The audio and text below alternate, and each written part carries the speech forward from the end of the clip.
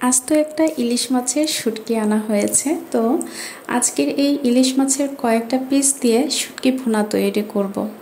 তো hello viewers, Poppy's ওয়ার্ল্ডে আপনাদের সবাইকে স্বাগতম জানাচ্ছি। আশা করছি আপনারা সবাই ভালো আছেন।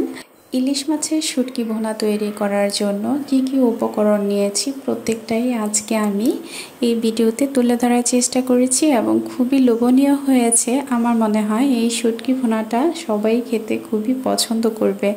তো বিগ সাইজ ইলিশ মাছের শুটকিটা থেকে আমি 3 পিস নিয়েছি। 3 পিস ইলিশ মাছের শুটকি খুব ভালো করে কেটে টুকরো টুকরো করে ধুয়ে নিয়েছি।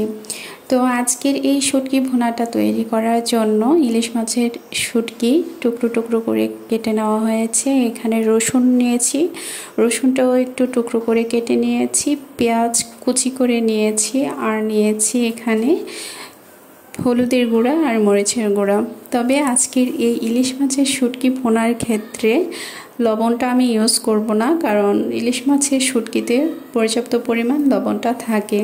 চুলাতে কড়াই বসানো হয়েছে, গরম তেলে সবগুলো উপকরণ দিয়ে দিলাম, দিয়ে ভালো করে একটু মিশিয়ে নিচ্ছি এবং 5 থেকে 6 মিনিটের মতো একটু আমি রান্না করে নেব। কিছুটা সময় ভেজে নেওয়ার পর ইলিশ মাছের খুব সুন্দর একটা ফ্লেভার চলে এসেছে। তো গরম ভাতের সাথে ইলিশ মাছের এই শুটকি ভুনাটা খেতে কিন্তু দুর্দান্ত লাগে।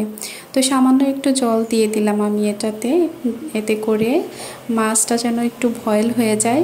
ইলিশ মাছের শুটকিটা একটু বয়েল হবে, প্লাস পেঁয়াজ এবং রসুনটা একটু বয়েল হবে। তো একটু ভালো করে মিশানোর পর ঢাকনি দিয়ে ঢেকে রাখছি 1-2 মিনিটের মতো। 1-2 মিনিট পর ঢাকনিটা খুলে নিচ্ছি আমরা। ঠিক এরকম হয়েছে, জলটা একটু শুকিয়ে আসছে, তেলটা একটু ভেসে আসছে, প্রায় হয়ে যাচ্ছে শুটকি ভুনাটা।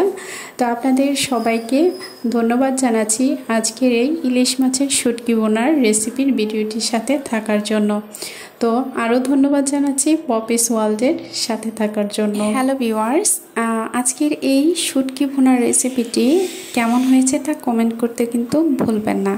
তো কথা বলতে বলতে আজকের ইলিশ মাছের শুটকি ভুনার রেসিপিটি রান্না কমপ্লিট হয়ে গেছে। আমি একটা বাটিতে নামিয়ে নিচ্ছি। আজকে আমরা এই শুটকির ভুনাটা খাবো খুদের চালের ভাতের সাথে, আর রয়েছে বেগুন ভাজি, আর শুটকি ভুনাতেও রয়েছে ইলিশ মাছের শুটকি ভুনাটা দিয়ে খুদের ভাত খেতে দুর্দান্ত লাগে। আমি জানি না কেউ এভাবে খেয়েছেন কিনা, তবে আমাদের ঘরে প্রায়ই হয়, খুবই ভালো লাগে। এই যে খুদের চালের গরম গরম ভাত নিয়েছি, আর নিয়ে নিচ্ছি শুটকি ভুনা, বেগুন ভাজি। তো আপনাদের আবারও ধন্যবাদ জানিয়ে আজকের মতো এখানে বিদায় নিচ্ছি। আবার পরবর্তীতে চলে আসব নতুন কোনো রান্নার ভিডিও নিয়ে। তো সেই পর্যন্ত আপনারা সবাই অনেক অনেক ভালো থাকুন। প্রতিটা দিন খুব সুন্দরভাবে তৈরি করার চেষ্টা করুন, তাহলেই আসলে আমরা খুব ভালো থাকতে পারবো। ধন্যবাদ সবাইকে।